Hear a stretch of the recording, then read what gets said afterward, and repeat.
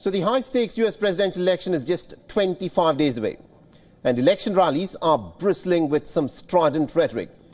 Big names are stepping out to support their respective presidential nominees, and the blue camp is, of course, bringing out the big guns in the last leg of campaigning. On Thursday night, the former American President Barack Obama addressed a rally in battleground Pennsylvania to galvanize support for Kamala Harris. Former U.S. President Barack Obama made a passionate case against Donald Trump in Pennsylvania Thursday. He was headlining a rally in a state that may be key for Democrat Kamala Harris to win the White House, while she spent the day campaigning in Nevada and Arizona.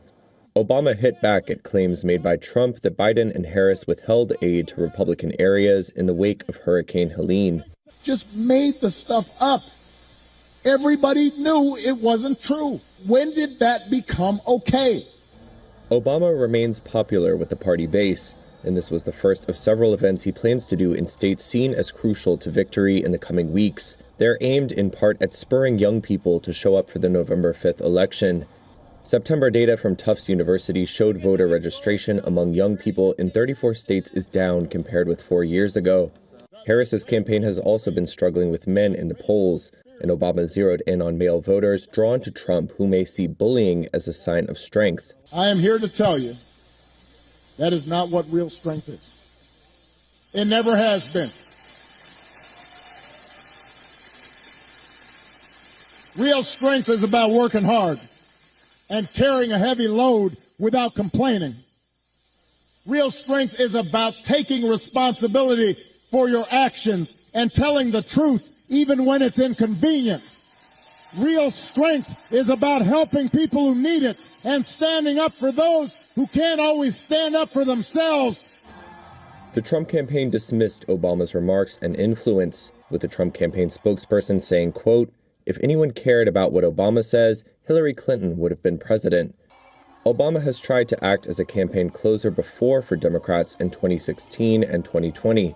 According to an aide, Obama has so far helped raise $80 million for the 2024 presidential campaign. Meanwhile, Trump was in Detroit on Thursday, where he made a speech to the Detroit Economic Club in a push to appeal to auto workers, promising tax breaks on car loans and a ban on Chinese vehicles entering the U.S. Polls showed Trump and Democratic nominee Kamala Harris are locked in a tight race just weeks ahead of Election Day, with the outcome expected to be decided by slim margins in battleground states like Michigan and Pennsylvania. Let's also talk about the Red Camp now. Donald Trump addressed an audience at the Detroit Economic Club in Michigan, another critical battleground state in the 2024 race. The Republican leader once again began the conversation with the deadly hurricanes storming through the United States, and he slammed the Democrats' government for not doing enough. I'd like to congratulate governors of Florida, Ron DeSantis, Governor Brian Kemp of Georgia and South Carolina, Henry McMaster. They were really hit hard, and they've done really a fantastic job. The federal government, on the other hand, has not done what you're supposed to be doing. In particular, with respect to North Carolina, they've let those people suffer unjustly. Now, Trump's comments in the last few days have created a controversy. Many of his statements have also been rebuked by people from his own party. Now, at least 3 congressional Republicans, including North Carolina Representative Chuck Edwards, have condemned the fellow party members for repeating Trump's conspiracy theories about the storms.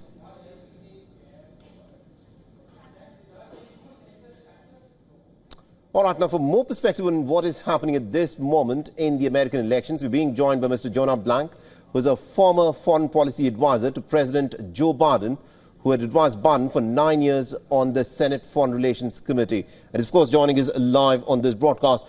Mr. Jonah Blank, this is a very critical election, and there is a lot that is happening there. But at this moment, the United States of America is dealing with hurricanes. And the Republican camp is saying that the Biden administration is just not doing enough to help the people who've been affected by these hurricanes. He's also gone on and said that probably the funds that should have gone to the people affected by the hurricanes, the American citizens, those funds are being diverted. One for immigrants and also for Biden's foreign policy initiatives. What's your take on that? Well, The problem really is the former president just telling flat out lies. It's not a problem to criticize the government's response. One can do that. But to tell flat out lies is just beyond the pale. And it's really harming people hurt by Hurricane Milton, Hurricane Helene, because it's telling them that they cannot get relief that they are getting and are entitled to get right now. And that's why the Republican governors of the states affected are specifically saying, no, these are lies. They're not true. Right. But a lot of people within America, in places like Florida, who are looking at, the United States government funding and aiding, providing military aid to Ukraine and to the state of Israel at a time when a lot of people in America need desperately the government to step in and do more for them. They've had their homes completely blown away in this hurricane. The scenes that are coming out of Florida are terrible. And the money, they say, is not going enough to address those issues, but the money is going for Ukraine, the money is going for Israel. How do you respond to these people who've got this criticism about the Biden administration? Well, it's just a fake criticism because they're two totally different sets of money. One can say we should not be sending money for Ukraine. One can say we should be spending more money on hurricane relief. The two are not related. It's a different pool of money. And the people who voted against more money for hurricane disaster relief are overwhelmingly Republicans, very often from the exact same communities affected. So Democrats are putting more money for hurricane relief than Republicans are putting. One can say you don't want money to go to Ukraine. Fine, that's a totally different argument. But one can't have a good faith argument saying you're taking money from disaster relief to send to Ukraine when it's the very same people who are voting against that money. All right. Now, my final question to you, Mr. Jonah Blank, is we just heard the former President Barack Obama, who's now firmly backing Kamala Harris. How much of a pull do you think, someone like Barack Obama now has in this election? I think it will have a certain impact because he is one of the very few political leaders who is still broadly popular. In our highly partisan time, there are very few people who really can move the needle at all.